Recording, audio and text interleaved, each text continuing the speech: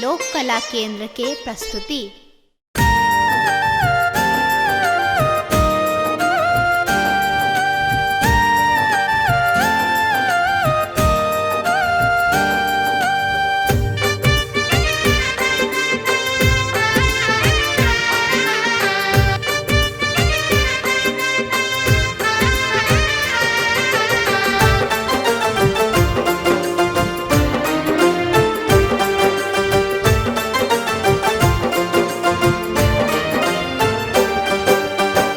उगना के धाम छे पहुना श्री राम छे, उगना के धाम छे पहुना श्री राम छे।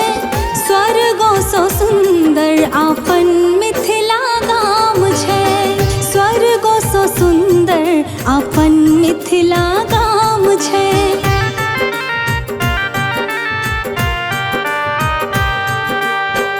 उगना के धाम छे पहुना श्री राम छे, उगना के धाम छे पहुना श्री राम छे।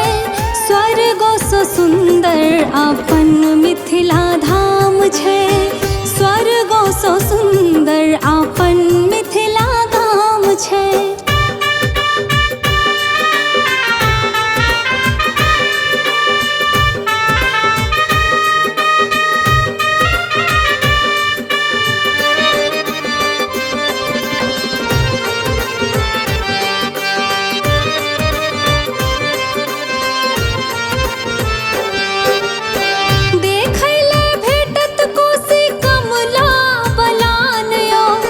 बोझक बोझ धान राखल दलान यो,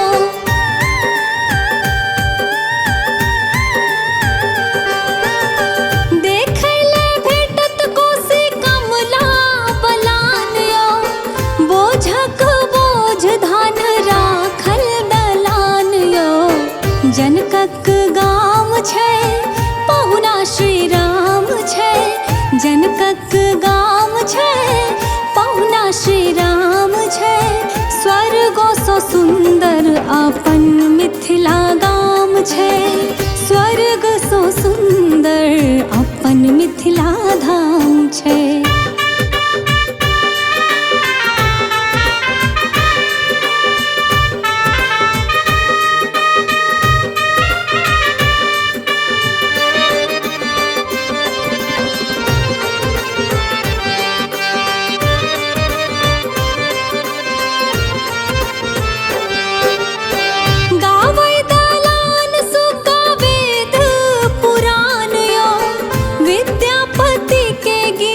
जन जन के गान यो,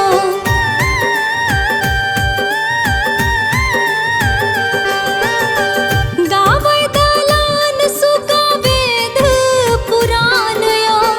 विद्यापति के गीत जन जन के गान यो।